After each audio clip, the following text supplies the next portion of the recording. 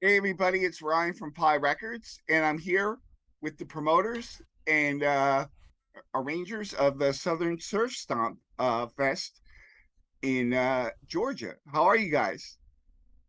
Doing Doing all great. right. Hey. Thanks for having us.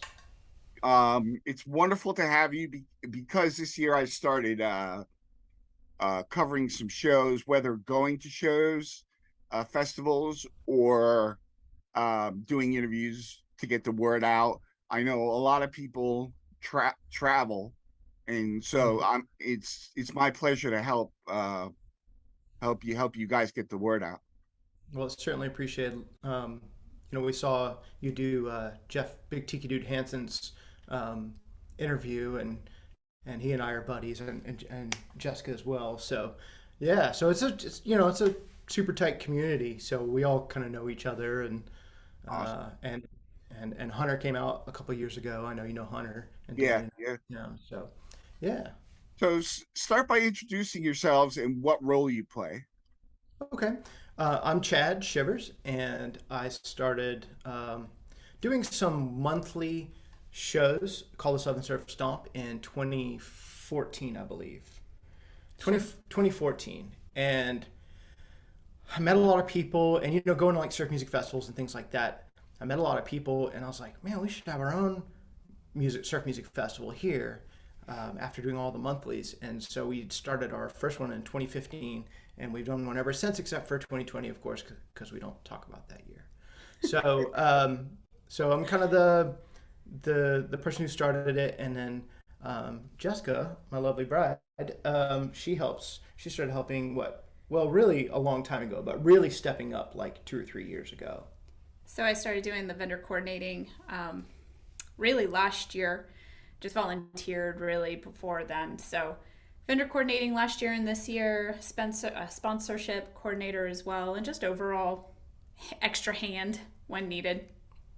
Well, what really interested me is at SG 101 there was all sorts of vendors. We had record companies, um, guys selling guitars, labels, distro, um, and there was just a wide variety. And I'd like to know a little bit about, besides the bands, what kind of vendors we can expect from Southern Stomp. Yeah, for sure. We are trying to pull in a lot of the local vendors around Avondale Estates and Atlanta. But we do have some national people coming in. Otitis Records from Texas. We love Noah. Noah's great. Yep. Yeah, We have Eastwood Guitars as a sponsor as well this year. They provide a pedal for us for our raffle. So that's really cool. We're gonna put a video out. Chad's gonna do some demonstrations of the pedal, hopefully soon. But a lot of the local artists, we have Mother Load. They're out of Avondale Estates. They kind of procure and curate lots of antique finds, mid-century modern. A lot of local artists that also vend out of their shop. We got Cannibal Junction, which does some holiday tiki inspired, holiday like vacation inspired shirts and vacation wares that they have picked up along their ways in Hawaii and stuff, and they brought those things back. Purple Jade Moon is they do some art and jewelry. A lot of jewelry artists like Jezebel Blue and her partner does To the Nine Retros, and he does some silk screening on some vintage shirts and also some custom shirts as well. And some various things too, but we have a lot of different things. We have Drago Coffee. They roast their own beans and they package those up and they distribute those. They also do teas. Let's see, who else? We got Thank you. we could not. Horror and Clay. Mhm. Thank you so much. Horror and Clay, Jonathan Chaffin and his wife Allison, they put on, not only do they make these awesome ceramic mugs. They're like HP Lovecraft inspired. They're Yeah, awesome. They're really, really cool. Yeah. yeah. They do these really cool ceramic mugs for like tiki drinks. They also do a weekend event in early portion of the year. This year it's in late January 2023. It's called Inuele. They will be there at Southern Surf Stomp Fest promoting their event and also promoting their ceramics. Inuele is a weekend event that just is a cultural love of tiki, just It's a surf lot of music fun. and everything like that. So they do It's a kind of really like good job. Hoogie Lauer or Tiki Oasis, but on a really smaller scale. Yep, we got Missing Fink, which also you were mentioning Johnny earlier before we started, and Johnny will show up with boxes of records and he'll just start slinging those things. So he also he might have some ceramic mugs too. Probably not, No, but he used okay. to. I don't know if you know, Johnny used to do Yeah, Tiki mugs as well. So yeah. Yeah, See his videos where he makes a lot of stuff. It looks cool. yeah, yeah. So we also have Bartender on board. They're a local, basically bartender that travels around to different events. You can hire them out to cater your event. They do a specific. They'll do like a mixed drink specific for our event, and they do all of the cocktails. They'll serve up at least one domestic brew and then a couple of other beers. Sweet Sensations, soft serve ice cream, Sisteritas, Mexican and Puerto Rican inspired foods. It's delicious. Um, so good. so good. Surf King Surfwear, Bob Yeah, Walk. We really couldn't do this event without Bob. He does a lot of different screen prints on shirts as well. They're all one of a kind prints that he does.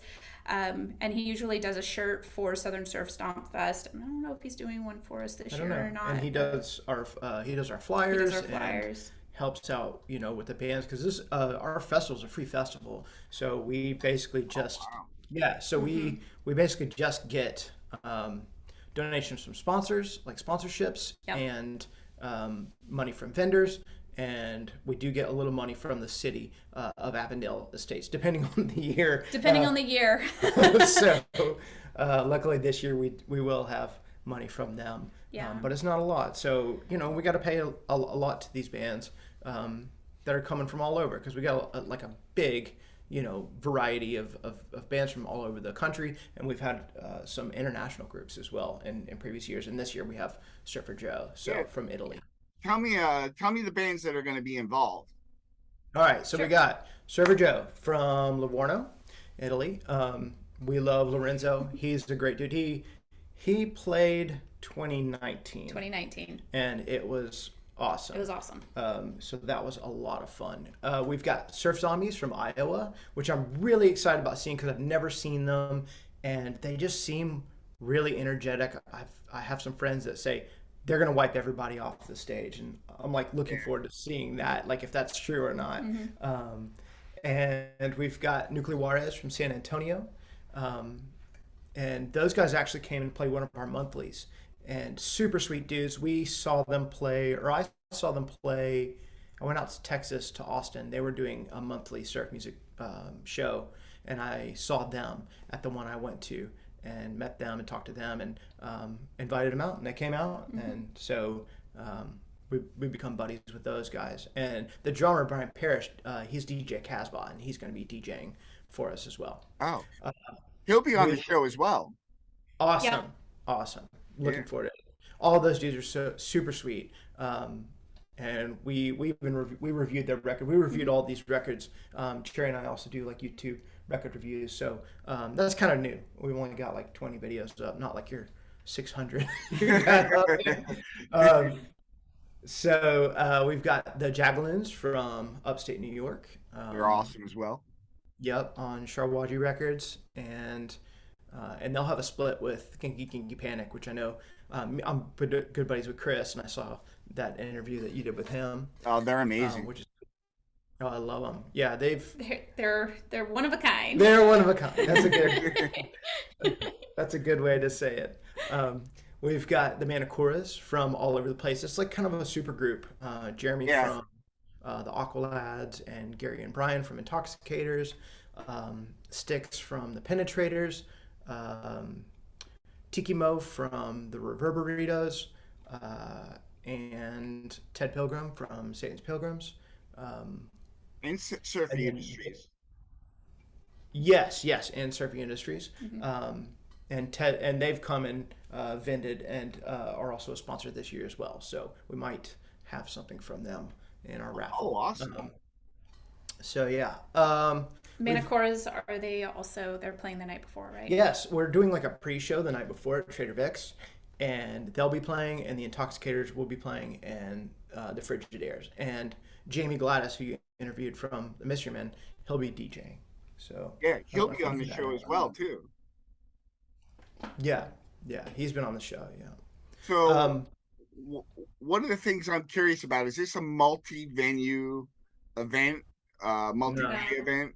So Um, tell me about the venue. so Well, we have a pre-show the night before at Trader Vic's. It'll be the Manicoras, the Intoxicators, and Jamie Gladys from Mystery Men DJing. But the real event is, you know, Trader Vic's is very low key. Probably won't have a huge turnout, honestly. But we the should give out like Avondale Estates, maybe 100 people tops at yeah, Trader Vic's. yeah, that's pretty good. Avondale Estates. It's going to be at Little Tree Art Studios. It's basically a little artist community warehouse. People do band practice there. They have artist workshops there. You can do your ceramics or large paintings or whatever. You can just rent a studio. But they have this great parking lot with these bay doors that you can just throw up. And we just put the bands inside the bay doors and let the music flow throughout into the streets. It's a pretty amazing, Yeah. amazing setup that we have. We close off the roads and have all the vendors lined up, and there's actually an inside space. We didn't utilize it last year just because of COVID and stuff. COVID, but this year I think we probably will. There's a stage with lights, and it's a great room. It's probably holds like what 200-300 people. About 200 Yeah, comfortably. inside, but most people just hang out outside and kind of just Bring commute. tents and tailgating chairs and Yeah. their coolers and all of that. So Yeah. it's nice. It's a nice Yeah. setup. It's a One, little later in the year this year too, so we're hoping to have some nice weather. Yeah, Where without years the rain, past, hopefully. yeah, years past we've always been fighting hurricanes and things like that. yeah. So, One thing I think people don't realize about these festivals that they're not some big corporate event. They're built around the community. They're done about bands participate, people in the community that are fans of the music, the local companies who are also fans of the music, and people coming from other states. Tell us about what the community is like pulling a big show like this together. It's very organic. mhm. I think if you were to ask Jeff or like Vincent, we're all just fans of the genre. Like we're not promoters. I think Vincent probably would be more than me and Jeff, but yeah, we're just fans, and we love the bands, and we love the music, and we want to kind of offer that for people. And you become friends. Like I'm in a bunch of surf bands, and we've played with a bunch of folks over the years, and met a bunch of folks over the years, and you just get to talking, and you're like, hey, you should come play, our thing in Atlanta, and they're like, yeah, sure, and it's really cool, and it's not something like they understand that this is a free festival, and they're just kind of like, yeah, give us what you can. It's not like big. These bands are not making a lot of money. No. Right. I mean, Everybody seems to have day jobs. I would love to give Yeah. all of our bands as much money as I possibly could and what they deserve. I cannot give any of them what they deserve. But yeah, we're all buddies. A lot of us have known each other for a long time. I joined the Mystery Men in 2012, so and we've been playing with various bands since then, and so I've gotten to know a lot of people through that. I played in a band in the 90s, and I still have like a surf band in the 90s, and still have friends that I met from that time period. I took a big break there for a while, but it's a really close community. People really step up and help out, and it's just because, and nobody's getting paid. I mean, like all of our volunteers and us, we come out of pocket for these things, just because it's so much fun, and it's just we like to support everybody, and and to introduce people. And we've had a lot of people come up to us like that didn't know our festival. And the nice thing about it being free, a lot of families will come out and they'll be like, we didn't know what this was. Yeah. And now we like surf music. Like we met somebody at a different festival this Yeah. year, and they're like, "Wow, we came last year. Can we vend? We're gonna come back. What's the date?" They were super stoked. Um, Yeah. I had one couple one time that they just kind of stumbled on the festival pretty early, and it was late. It was probably the second to last band or last band, and they're like, "Yeah, we had such a good time," and and then the band started, and they were like, "Oh, we're going back in." I thought they were like heading out, and they were thanking me for putting on the festival, and that was really cool. That's kind of the thing that drives us to do these festivals. Not to mention, I'm a fan, so if I can bring all my favorite bands to come play for me, It's like a house party, but a block party. Yeah, that's right. So Well, that's a really cool thing that you mentioned. One thing that I believe um, that surf music doesn't get is enough recognition, only because there's not an outlet for people to find out about it. Like like you said, it's a close knit community, but I like like you said, if more people found out about it, you know, the hmm promotions and things like that, they would be just as into it as anybody else that's into it. Yeah, I think Cherry says that a lot on our video. Sorry, we also call Jessica Cherry, so Jessica or Cherry. Cherry says that a lot on our videos. Like, Jessica's not really a surf music fan per se, but she enjoys it, and we're listening to it all the time. And it's rooted in innocence, but it's also rooted in this kind of sense of finding and longing for, teenage rebellion, something different outside of their parents', basement kind of stuff. So you can't really get offended by it. It's good family music. We listen to it in front of our 10-year-old son, and he hums it all day long. He doesn't know. It just sounds good to him. It's fun music. Literally can put it in the background of a party and it'll drive the party. You can put it on a road trip and it'll drive the road trip. I mean, it's just overall good fun. These guys back in the 60s, when they were trying to find something to play to their friends on a weekend beach party, they really did come up with something good that has, withstood, ups and downs during the time, but it has withstood 60 plus years. Yeah. So it is timeless. It's classic music, and people tend to take it and make it their own, but there's a lot of quotes and throwbacks to the original founders of the surf genre, and I think that's really cool. They never lose their roots. Yeah. So, and it's cool to go to like SG 101 and see all those guys just milling about. Oh, there's Paul Johnson from the Bel Airs, like walking by, or oh, there's Willie Glover from the Pyramids, or just that's really cool to me. Yeah. To be that's one thing that really makes it for me is like, one of my favorite bands of all time, and two of my favorite bands of all time are the Space Cossacks and the Madeira, and like Yvonne and I have become buddies, and to like grow up idolizing these people like Satan's Pilgrims or whatever, and now they're like my peers and my contemporaries. That's really cool. I mean, what other genre is like that? Even like punk rock, where there's a great community.